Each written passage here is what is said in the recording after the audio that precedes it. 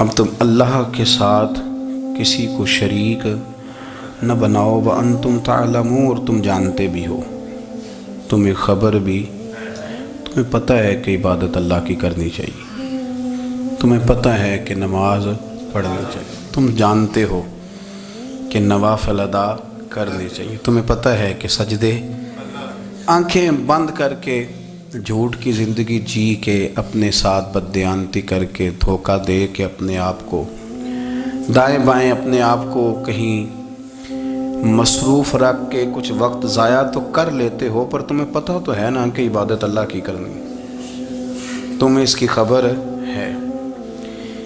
فرمایا اس رب کی، دیکھیں نا انسان پر اگر کوئی شخص نیکی کر دیتا ہے، احسان کر دیتا ہے، تو انسان اس کے سامنے پھر گردن نہیں اٹھا سکتا،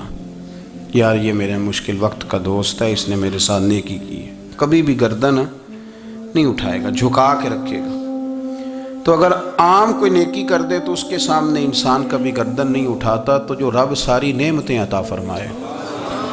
جو کہے کہ تیری تخلیق میں نے کی، تجھ سے پہلوں کو بھی پیدا میں نے کیا، تیرے لیے زمین کا بچھونا بھی میں نے بچھایا، آسمان کی چھت بھی میں نے لگائی، تیرے لیے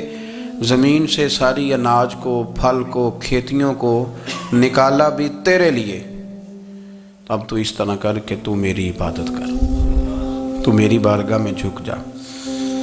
بہت سارے نشے لوگوں کو لگے ہوئے ہوتے ہیں،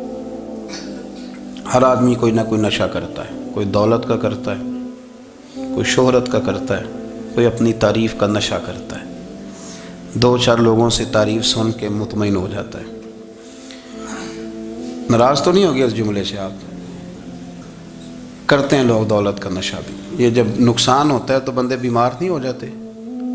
پیسے ڈوب جاتے ہیں تو لوگ بیمار نہیں ہو جاتے، تو اس کا مطلب یہ ہوتا ہے کہ نشہ ٹوٹ گیا ہے۔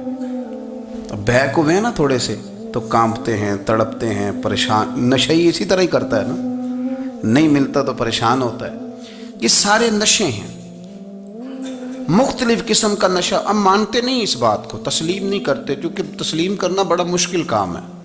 اس کے لیے تو بڑی ساری چیزیں جو ہیں وہ دبوچ کے اور بڑی سارے رستے پھلانگ کے آنا پڑتا ہے، تو بڑا مشکل ہے ماننا، ورنہ کرتے ہیں ہم، ہمارا مزاج ہے۔ یہ گھومنے پھرنے کا، دنیا دیکھنے کا بھی ایک نشہ ہے، یہ بہت ساری باتیں کرنے کا بھی ایک نشہ ہے، گپ شپ کا بھی ایک نشہ ہے۔ دو چار لوگوں کی جب تک پگڑیاں نہ کھول لیں، بعض لوگوں کو نیند نہیں آتی، یہ غیبت کا، چغلی کا، بددیانتی کا، یہ بھی ایک نشہ ہے۔ اس پر ملا رومی رحمۃ اللہ نے بڑا کلام لکھا ہے، وہ کہتے ہیں مانگ کے کھانے کا بھی نشہ ہے، مانگ کے کھانے کا بھی نشہ ہے۔ وہ کہتے ہیں کہ ایک بھیک مانگنے والی خاتون تھی، تو بادشاہ کے پاس بھیک مانگنے آئی، تو بادشاہ کو پسند آ گئی، اس نے شادی کر لی۔ اب اس کو عادت تھی بھیک مانگ کے کھانے کی، تو وہ کنیزوں سے کہا کرتی تھی کہ فٹافٹ نہ روٹی لے کے آیا کرو، میں 2-3 دفعہ مانگوں تو پھر لایا کرو، کیونکہ ایک نشہ ہے نا، تو میں مانگوں 2-4 دفعہ تو پھر۔ تو انسان بہت سارے نشے کرتا ہے، یہ مانتا نہیں، یہ موبائل، یہ فیس بک، یہ سارے نشے ہی ہیں،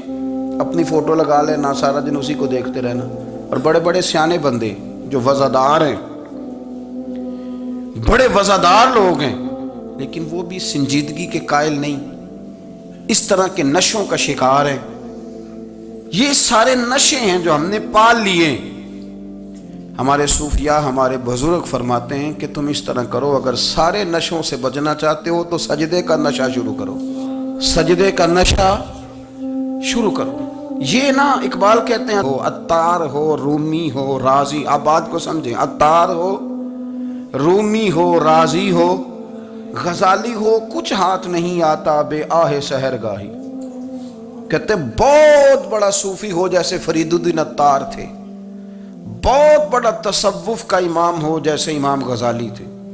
بہت بڑا تفسیر کا استاد ہو جیسے امام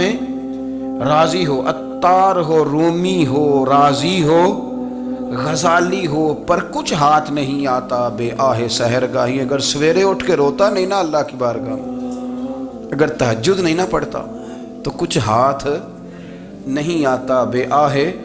سحر گاہی، پھر اس کو کوئی چیز نصیب۔ میری بات کی سمجھ آ رہی ہے آپ حضرات؟ جب تک آپ سویرے نہیں اٹھتے، آپ اللہ اللہ نہیں کرتے، آپ کو نوافل کا چسکا نہیں، عبادت کا مزہ نہیں، فرمایا میری عبادت کرو، یہ شوق پیدا کرو، میں نے تمہیں پیدا کیا ہے۔ ہم لوگوں کے نشے مختلف نشے، بڑا عجیب رنگ ہے۔ محفل کی صدارت کرنے والے بڑے پیر صاحب، بڑے القابات، بیچ میں سے بندہ تلاش کرنے سے بھی نہیں مل رہا، اتنے بڑے لقب ہیں اس کے۔